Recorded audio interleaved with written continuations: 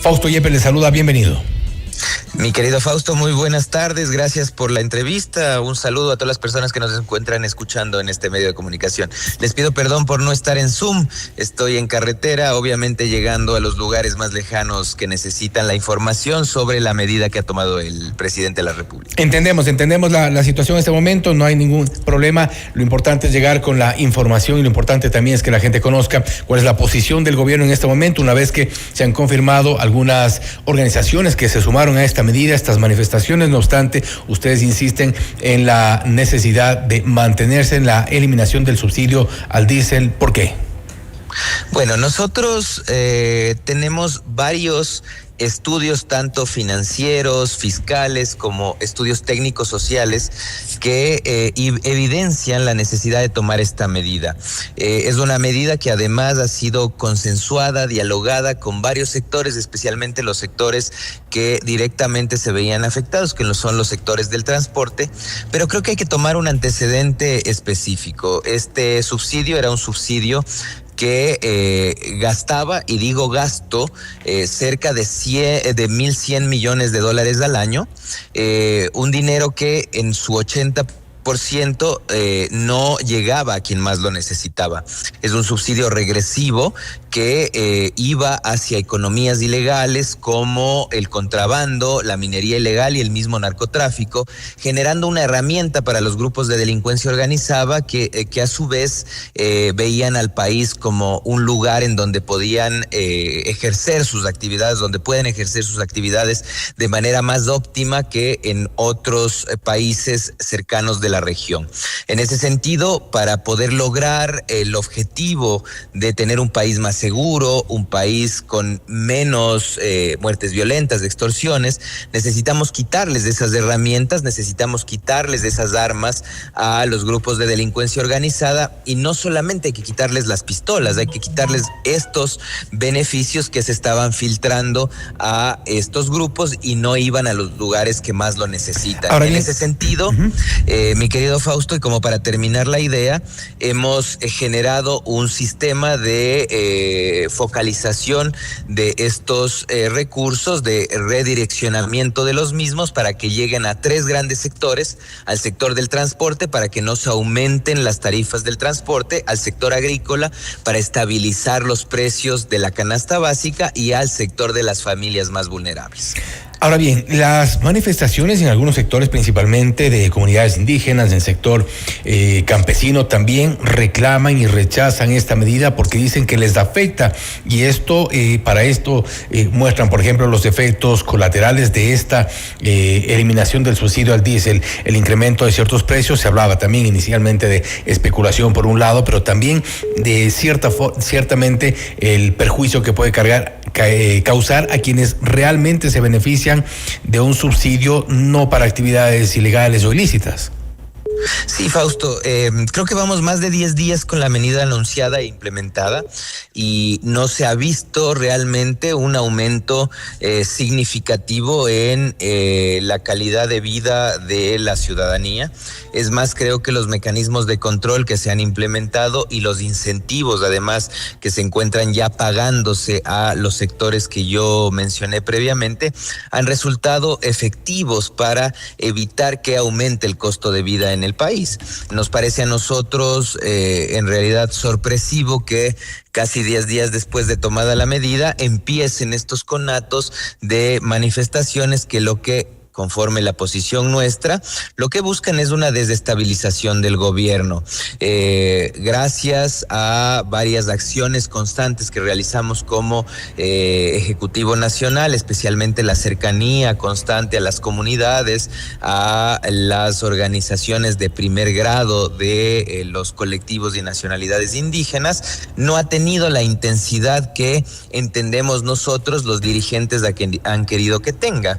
Si nosotros podemos queremos hacer una comparación entre cómo empezaron las manifestaciones en el 2019 o en el 2022, la intensidad ha sido bastante baja en estos momentos y se ha focalizado en una provincia que es la provincia de Imbabura, en donde estamos ya interviniendo de diferentes maneras. Entonces, en ese sentido, nuestra hipótesis que se encuentra confirmándose es que los dirigentes indígenas, los dirigentes políticos de segundo y tercer nivel no tienen un contacto directo con las necesidades reales que tienen la base, y que mayor contacto y mayor confirmación de estas necesidades lo tenemos nosotros como Estado. Esto es algo que no pasaba en años anteriores y en gobiernos anteriores, y por eso la capacidad de control que tenemos actualmente.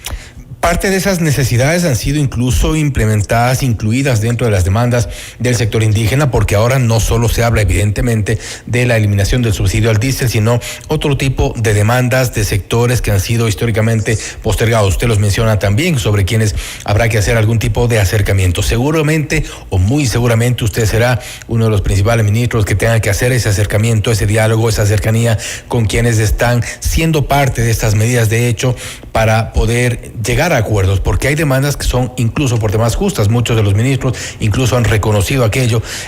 ¿Cuál podría ser su posición o con quiénes tiene cercanía en el norte y en el sur del país? Bueno, Fausto, creo que este diálogo ha sido constante, especialmente desde el Ministerio de Inclusión Económica y Social, ahora Ministerio de Desarrollo Humano.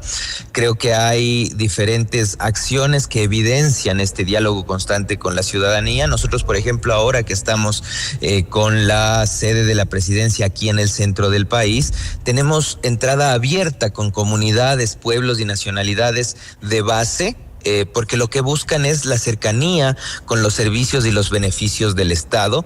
Esto es algo que de alguna forma no reconocen los dirigentes de las organizaciones de segundo y tercer nivel. Para que me entienda la ciudadanía, por ejemplo, organizaciones como la CONAIE, Cuarrunari, Confeniae, CONAICE, que son organizaciones que agrupan comunidades y pueblos, no reconocen lo que sí reconocen dirigentes de primer nivel. Por eso es que vemos a nivel nacional varios comunicados de rechazo a decisiones que toman estos dirigentes. Lo que seguiremos haciendo es llegando a esta base, a las comunidades que son quienes demandan constantemente los servicios, y para eso hemos diseñado este mecanismo de redireccionamiento de los recursos, que tiene 18 medidas, entre las cuales se encuentran la focalización de este recurso a través de bonos directos a las poblaciones que realizan actividades agrícolas, o la ampliación del bono de desarrollo humano.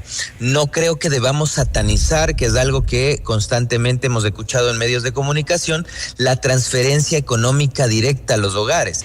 Es más, haciendo un análisis macroeconómico de lo que está pasando en el país, es indispensable dinamizar la economía a través de la generación de liquidez en las familias para poder estabilizar de alguna forma los precios en el país. Esto es algo que no se ha decidido en gobiernos anteriores, es una decisión firme que ha tomado el gobierno del presidente Daniel Noboa, y no vamos a echar esta medida para atrás, porque esta medida lo que logra es justicia social, lo que logra es mayores créditos productivos, mayor incentivo a las familias, mayor incentivo a los transportistas, pero especialmente quitarle la herramienta fundamental con la cual los miembros de los grupos de delincuencia organizada han estado actuando en el país.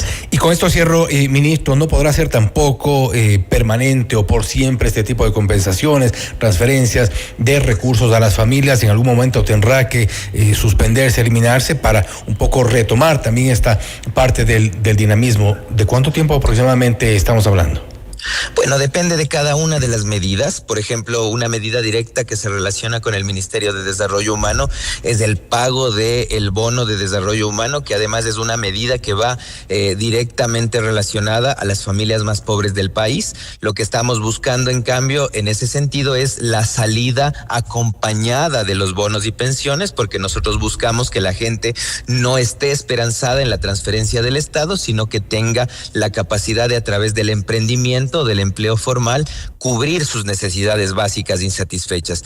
Hay otros mecanismos de transferencia que son obviamente temporales, como este impulso a los agroemprendedores, que es el bono raíces, que es por una sola vez, pero claramente la liberación de $1.100 millones de la economía hacia un subsidio que no era un subsidio claramente que beneficiaba a la ciudadanía, lo que hace es darnos la posibilidad de poder focalizar y reorientar este recurso hacia los servicios de salud, educación, servicios sociales que generan mayor bienestar.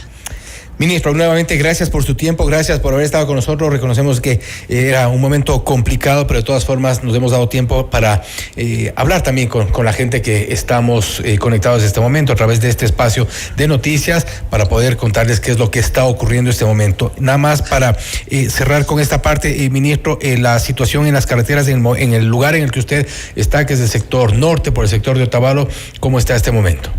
Bueno, agradezco la entrevista, agradezco también la comprensión de no poder estar a través de vía Zoom o a través de vía presencial.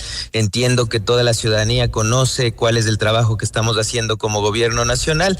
Existen varios conatos de paros o cierres de vías a nivel del país, pero claramente no son ejecutados por la mayoría de la ciudadanía, y muchos de los manifestantes entienden la necesidad de que exista un corredor no solamente humanitario, sino un corredor comercial para que todos podamos tener ¿no se logra todavía concretar lo del corredor humanitario? Así que agradecer este espacio y darle la tranquilidad a la ciudadanía de que tenemos la voluntad de que todo se normalice, pero también pedirle a los dirigentes, especialmente del movimiento indígena, de que escuchen y entiendan las demandas ciudadanas. Importante insistir en la implantación de un corredor humanitario. Esto es determinante para poder salvar incluso muchas vidas. Ministro, nuevamente, gracias por haber estado con nosotros. Muchas gracias, Fausto. Un abrazo a todos. Harold Burbano, ministro de Desarrollo Urbano, de Desarrollo Humano, hablando sobre la eliminación del subsidio al diésel, además de lo que ocurre en este momento y también esta suerte de diálogos que se estarían manteniendo con algunas comunidades de base, según ha dicho el ministro Harold Burbano. Hay, no obstante, todavía algunas movilizaciones, cierres de carreteras. No se ha permitido este corredor humanitario que es indispensable, necesario, urgente, para que puedan también transitar ambulancias en muchos casos. Esto debe ocurrir sí o sí. Esto es Notimundo Estelar, siempre bien informados. Usted está escuchando